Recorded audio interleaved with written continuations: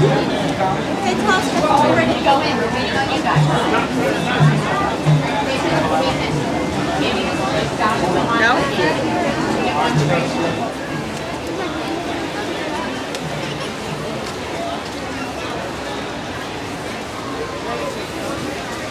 Hello everyone, and welcome to Kilimanjaro Safaris. In order to keep your wait time to a minimum, we ask that you please keep your group together, keep up with the party in front of you, and fill in all the available space. It is not necessary to form a single file line. If you are traveling with a stroller, please have children and valuables unloaded before you reach our stroller parking area. If you are traveling with someone in a scooter or wheelchair, please have this person lead your party through the line. This will help keep your wait time to a minimum. Once again, please keep your group together, keep up with the party in front of you, and fill in all the available space. Thank you for touring with Kilimanjaro. When it comes to safaris, we go wild.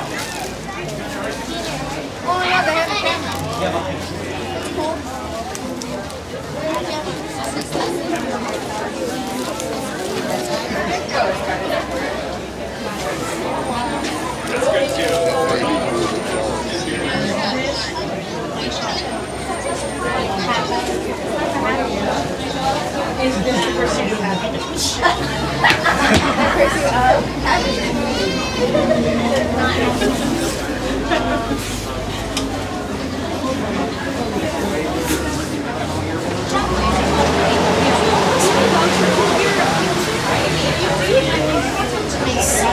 But you are going to be standing around for a little bit, so if you don't want to do that, you should take it down.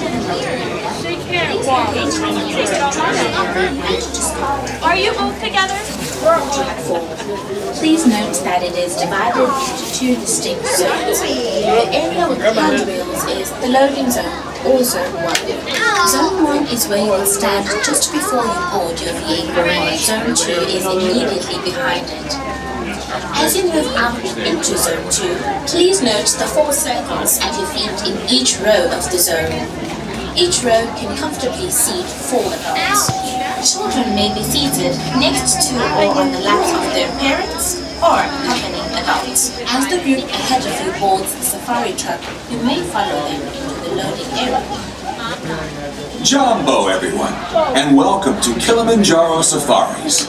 In order to keep your wait time to a minimum, we ask that you please keep your group together, keep up with the party in front of you, and fill in all the available space. It is not necessary to form a single file line. If you are traveling with a stroller, please have children and valuables unloaded before you reach our stroller parking area. If you are traveling with someone in a scooter or wheelchair, please have this person lead your party through the line.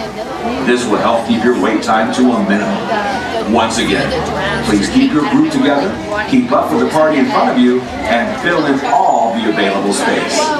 Thank you for touring with Kilimanjaro. When it comes to safaris, we go wild.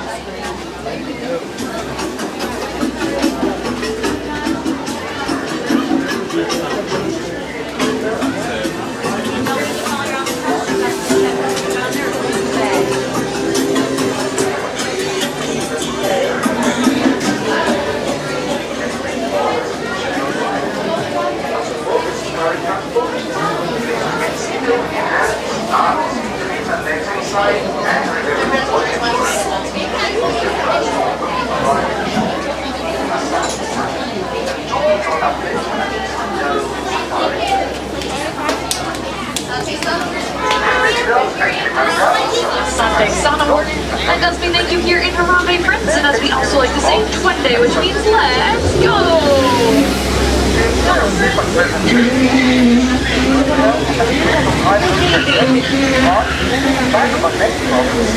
Motion sickness or other conditions that could be aggravated by this adventure. Expectant mothers should not ride. Once on board the safari transport, please remain seated with your hands, arms, feet and legs inside, and remember to watch your children. Look at the animals.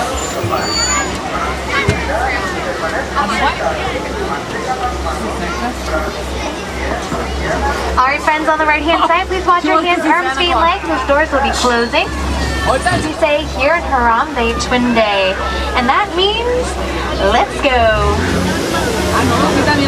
Jumbo everyone, welcome aboard. My name is Kelly. I'm going to be your safari guide to venture out to the Harambe Wildlife Reserve.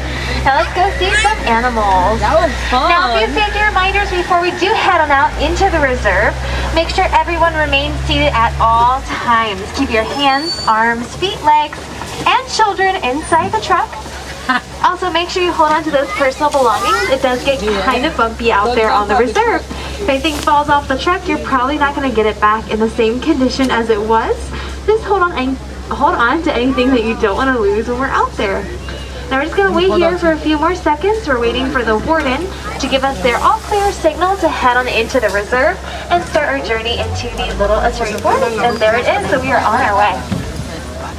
The Little Aturi Forest is home to some of the animals that like to use their camouflage skills very well, so sometimes they are a little bit harder to spot. So keep your eyes open and those cameras ready. Over on the right-hand side, you can see the okapis out there. Okapis have those beautiful back hind leg stripes. They kind of look like zebra stripes, but they're not related to the zebra at all. They're the only known living relative of the giraffe. They're the same skull shape as giraffes and a very long prehensile tongue. They can move in all different directions to grab the leaves off the twigs of the trees. Now, copies weren't discovered until about after 1901 because they are so well at keeping hidden. The first okapi calf was actually photographed in 2018 at a zoological facility. So there still has yet to be one seen in their natural habitat. That just goes to show how hard they actually are to spot out there in their natural habitat. Now all the animals out here in the Little Aturi Forest aren't endangered species or once were due to deforestation of their habitats. A great way we can help them out is by reducing, reusing, and recycling paper products to help keep the forest alive and well. Over here on the right, we have two saddle-billed storks. The male has the brown eyes and the female has the bright yellow. They have that beautiful saddle patch on their bill, which is how they get their name. They also mate for life, so they are a forever couple up there. There's some bongo and greater kudu scattered around the hill on the right. Bongos are the ones with the horns. They have those slanted horns on top of their head to maneuver through the bushes without being seen or heard, which is why they get the nickname the ghost of the forest. Now the greater kudu are a bit taller. They share those beautiful stripes to help them blend in with their surroundings. They are female since they don't have any horns. Only male greater kudus will grow horns about 6 feet from the top of their head. And we have some over at Animal Kingdom Lodge. So if you're staying there at the resort, you'll see male greater kudu out there. Now we're going to head out of the Little Aturi Forest and over into the Safi River next, home to some Nile hippopotamus. If we're lucky enough, like you'll see one or two out there. Hippos can hold their breath for about 8 minutes at a time. So they spend most of their day under the water. They can eat, sleep, and even nurse their young while they're submerged. They can do all that and more above the water as well, so wherever they're most comfortable. So keep an eye out for floating rocks, sometimes a little stream of bubbles. It's a good sign there might be a hippo underneath the water. Now they're not going to swim, instead they walk on the bottom of the riverbank in a floating-like motion, which is why when we see a group of hippos, we call it a bloat, based on that way they float in the water. Now surrounding the river, I don't see any hippos right now. I do see some pink-backed pelicans, especially on this island. Pink-backed pelicans have pink feathers underneath their wings and on their backs. It's not very bright pink right now, it's more peachy color. It's brightest during mating season, and right now is nesting season. They have one of the longest incubation periods for all birds, and when an egg does come, they're going to stand on their egg instead of sit. That's a great way to incubate it. All their blood vessels are through their feet. Now on the left, we do have a little baby hippopotamus out of the water, just resting on the sand. Her name is Greta. She's only a few months old. She was born at 100 pounds, so she still is pretty small. And the rest of the bloat just pops up behind her by that waterfall. Now we do ask that everyone does remain seated. We have some Nile crocodiles that are going to view over this bridge. And Nile crocodiles are the largest species of crocodilians. They measure in to be about 16 feet long. That's about as long as a giraffe could be tall. They are exothermic animals, and that's a fancy word for saying cold-blooded. They also can eat about a third of their body weight at a time. They can go without eating anything else at all. They'll go perfectly full. It's pretty incredible. During the colder season, they can actually go a few months without eating anything else at all and still feel okay. Now you might have noticed already, but you do have an animal spotting guide above you. Those are just some of the animals we might see when we're out here on the reserve. Up next, we're going to go through the savannah full of some more animals we will spot when we're out there. Of course, it's my job to do spotting for you, so I'll also do my best to help you guys out. Over here on the right, we have a baobab tree. A lot of people think baobab trees look like they're upside down with its roots sticking up into the air. It's actually not. They remain leafless for about 9 months out of the year without growing any kind of leaves or flowers. On the inside of those tree trunks are gallons and gallons of water. The roots absorb it kind of like a sponge would. And animals can easily poke holes in those tree trunks to get the water out during the drier times. So it's really important we see these trees around the ecosystem. It does a lot of good to animals in those environments. Now we are coming up on the Savannah Overlook. It's booming with lots of different species of wildlife, but it's still a very fragile ecosystem. We want to make sure we protect it with conservation efforts to help the environment thrive, as well as the animals that call it home. So we're just going to go slowly around so we can see all the animals we can and get up close to them as well. So get those cameras ready, you never know where they might be. Now out here on the savannah is a thriving ecosystem thanks to the animals that call it home. They are grazing animals like the zebra and the giraffe. Basically that means they're going to spend all day long eating gradually. By doing that, that makes their ecosystem survive. Giraffes are actually the tallest animals to be considered pollinators.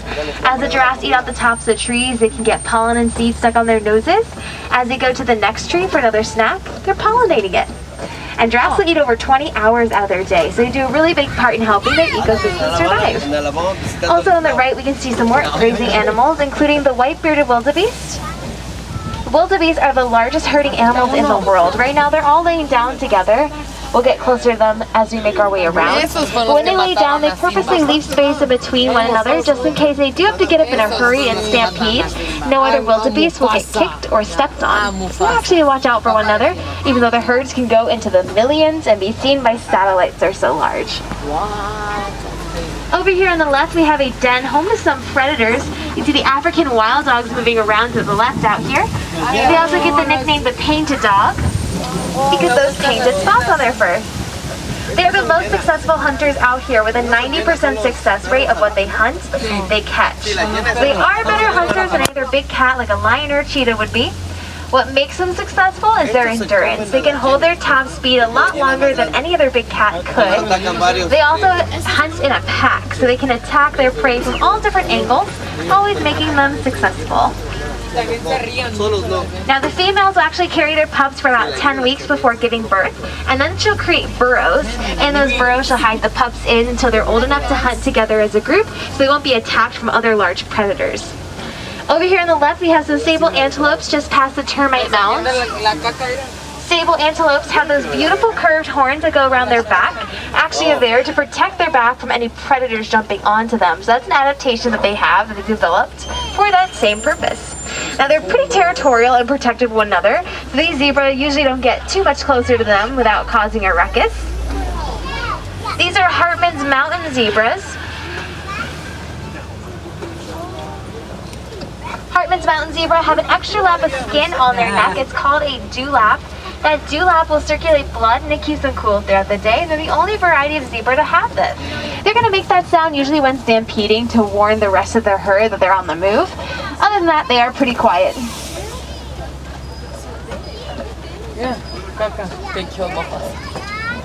Now all around the savannah, you'll also see some termite mounds.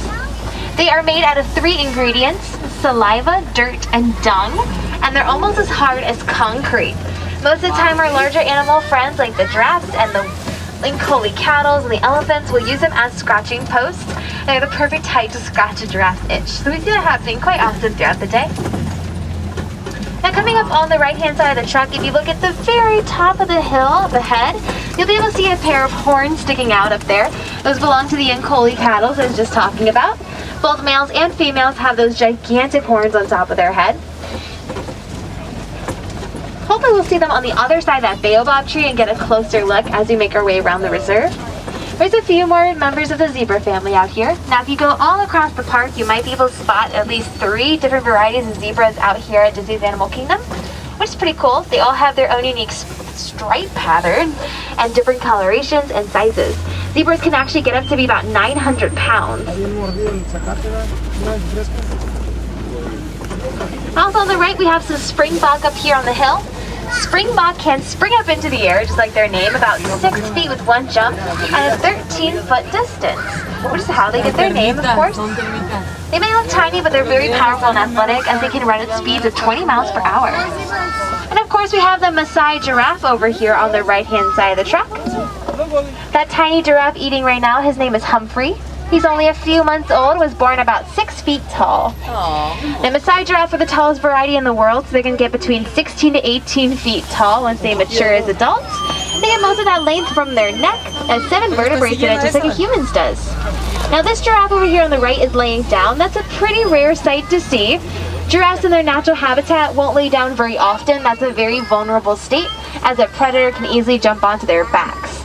So most of the time when they rest, they'll remain standing up with their eyes open, even when sleeping, just so they can stay alert. That's a natural instinct that they have, even though out here on the reserve they are 100% safe and secure in their environment.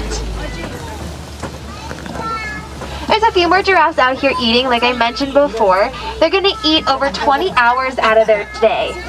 They're going to chew their food for a couple minutes before swallowing, and then they'll regurgitate it back up and chew it some more. It's like our equivalent of chewing gum. They're always going to be chewing their food that they already swallowed pretty much. And there are some broken down tree trunks up ahead. That's a good sign we might see the mighty pachyderm, the African elephant. They're the largest variety of elephant in the world with the largest set of ears. And their ears are shaped like Africa, hence the name African elephant. Just enjoying a quick snack. Now elephants will use those big ears for lots of different things, including cooling themselves off. If they flap their ears a few times, they can cool down their body temperature by 10 degrees. So when it gets pretty hot during the day, that's a great source of a cooling system for them.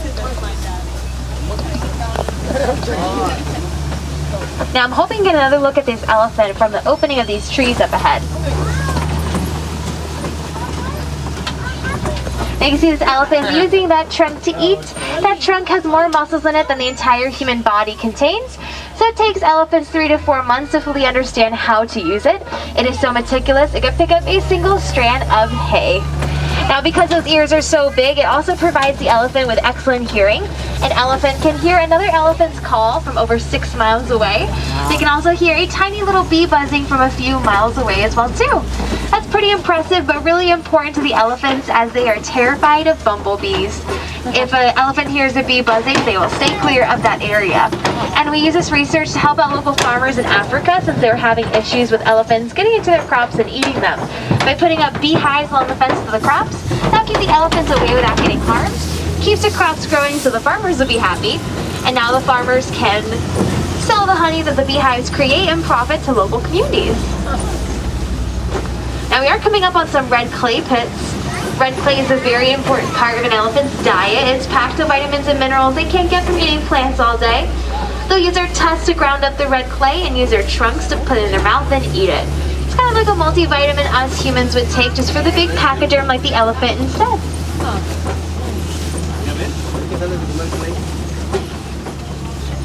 Are you calling us elephant? Now over here on the left, might be able to spot another elephant out there just against the tree. I'm hoping to get a closer look as we make around this corner. You can just see that elephant's trunk up in the air trying to grab the hay off the top of that tree. Elephants not only use their trunk to eat, they're also going to use it to drink water. Elephants will drink over 70 gallons of water a day, and they can store about 6 or 7 gallons at a time in that trunk. So it's very helpful to them. It is still very sensitive, just like a human's fingertip. Elephants' trunks have the same cells, so sometimes we'll see elephants touching trunks of one another as a very emotional action for them to do to one another. It's kind of like humans giving each other a hug. Now, of course, they have those beautiful tusks on either side to protect that trunk, since they do use it for so much. They can also poke holes in these Baobab trees on the right by these Nkoli cattle. Here's a closer look at these guys we were talking about a little bit earlier. The male is the solid color one in the middle, and then he has all his females around him. Now listen, there's a few more elephants over here by the watering hole. Our youngest elephant in the herd is about 5 years old. You can see she has her tiny little tusks growing in. I call them vampire tusks because they're still kind of short on either side of her trunk.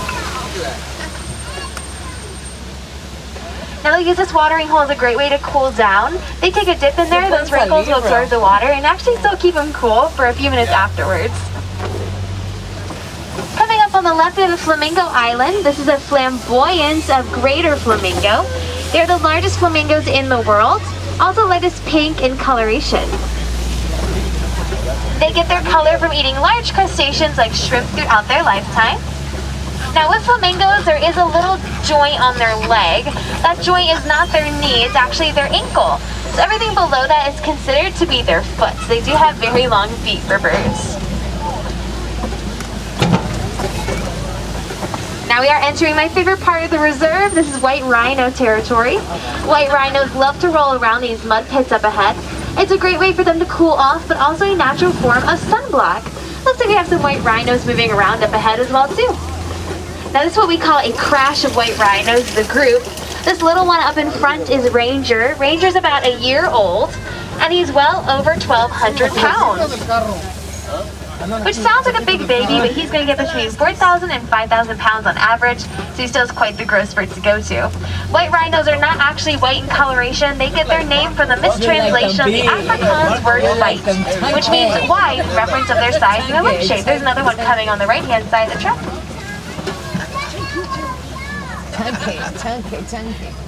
Now they are covered in mud right now, so it's hard to tell their natural coloration. It's more of a dark gray hue.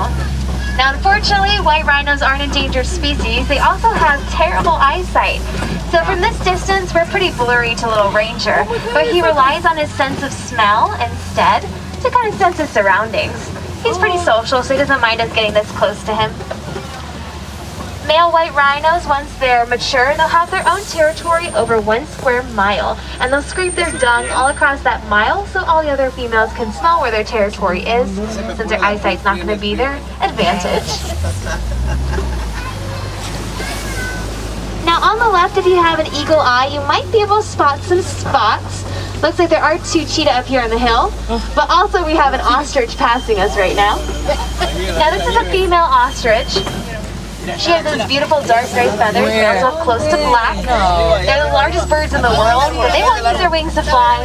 They're going to use them to balance while they run at speeds of 40 miles per hour.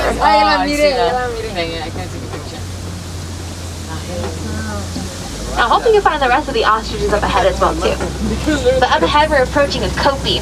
That's a large collection of rocks overlooking the savannah. Oftentimes you will see lions up here on the kopie. Now lions are considered to be nocturnal animals, so most of their day is spent sleeping. They'll sleep most of the day away, then at night they'll come out to hunt, and that's because during the day a lion's eyesight is about the average of a human's. At night can be about 6 times greater. So of course they're going to wait for the sun to go down to actually come out and hunt. They can see a whole lot better that way. They also have very soft paw pads, allows them to grip onto the rocks pretty easily. But does make it rough terrain for other hoofed animal friends. So most of the time this is just going to be the lion's territory. And the females are the ones that will be doing the hunting. Males will stay behind with the rest of the pride. Because male lions have that very thick mane around their neck. It can weigh about 30 pounds. So it makes it hard for the males to run as fast as the females. And the female lions are not super successful. They have about a 30% success rate of what they hunt, they catch. There's that last ostrich over there and a few more rhinos moving around. Now what's cool about the rhinos and the crash is they actually have their babies out in front of them playing line leader, and the females will kind of form a circle just to watch over their backside as they move from territory to territory. So Ranger will always take the lead. We do have 2 younger Rhino calves that have just made a debut on the savannah. So to come back with another time to actually see our 5-month-old and our 3-month-old baby white rhino. Now coming to the left, we have some Warthog burrows. The warthogs are walking on top of their burrows right now. So you can see them just underneath this tree. They are the largest burrowing animals in the world. So they dig their own, but they're also not picky. If they come across a burrow another animal has dug and it's vacant, they'll move right into it. And they'll back up into those burrows with their tusks sticking out to warn off any predators that might be around. Now as we're following this ostrich up ahead, to the right we have some ostrich eggs. Ostriches lay a few hundred eggs a year, whether they're fertile or not. We can stay on top of them and they wouldn't crack. It takes a few hundred pounds of pressure for them to actually start to break, which is a really cool defense mechanism before they're even hatched.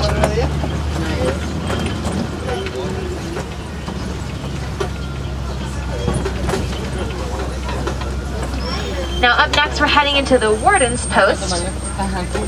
That's a great place to see some conservation efforts in action, things we can do in our everyday lives to help out the wildlife around us, as well as the ones in Africa you learned about today.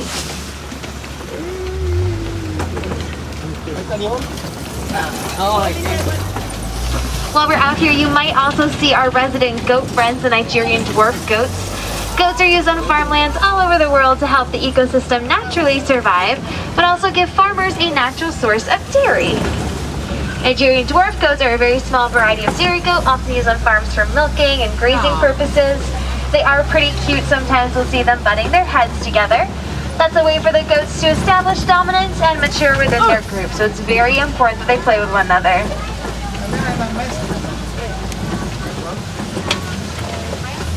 Now if you guys want to get a closer look at these goats, you can over at Rafiki's Planet Watch. Out there is the affection section. It's a really cool petting zoo.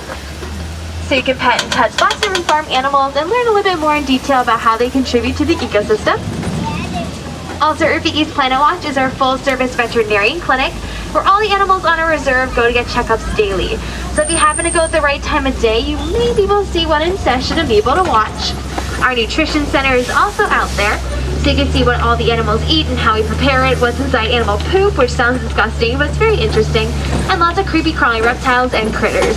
So definitely check out Rafiki's Planet Watch. It's a train right away, and the station is right across from us over here in the village of Harambe. Now, if you are inspired to make a difference with your visit today and inspired by the animals that you saw on your safari, you can make a difference by donating to the Disney Conservation Fund at any merchandise location around the park today. You can round off your purchases or donate however much you like, and Disney will match that dollar for dollar. A little bit really does go a long, long way, and every time you donate, you get a complimentary button saying you're a conservation hero with an animal from the park on it. So if you'd like to donate, that is a great way to help out in your visit today to the park. You can also learn more about the Disney Conservation Fund on our social media at Disney Conservation Fund. And we have a website, disneyconservationfund.org. Now we are getting close to the village, which means eventually I'll be dropping you guys off right next to the Gorilla Falls Exploration Trail. Out there you can see our lowland gorilla family, including little baby gorilla Ada. She's precious, about the size of your hand right now. Seeing her interact with her family troop and up close is just amazing. So if you haven't been on that trail yet, it's about a 20-minute walking trail. You see the gorillas, meerkats, naked mole rats, okapis, underwater hippo viewing, and so much more. So definitely check it out if you haven't already. Our other trails over in Asia, it's called the Maharaja Jungle Trek. It's in between Calibre Rapids and Expedition Everest, the Simba 1, SIMBA #1, and just earned a patch on my safari today. And you can earn more badges on any of the exploration trails around the park. So definitely do that today as well. But since we are at the end of our safari, we do not like to say goodbye here in Harambe. Instead, we say a word, Kwaherini, and that means to go well. So Kwaherini, everyone. I do hope you go well, go wild, enjoy the rest of your day here at Disney's Animal Kingdom. And thanks again for riding along with me today. Alright friends, watch your hands, arms, feet, and legs. Those doors are opening on your right-hand side. Kwaherini, enjoy the rest of your day.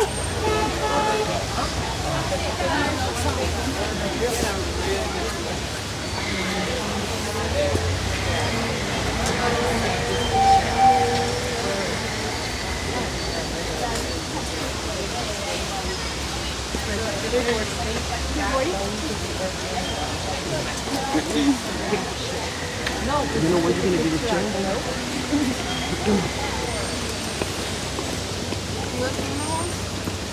Like the dad.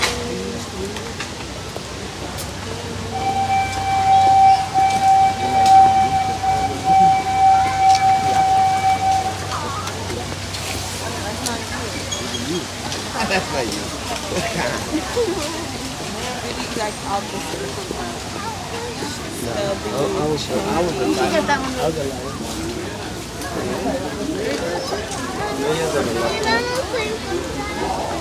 Dad.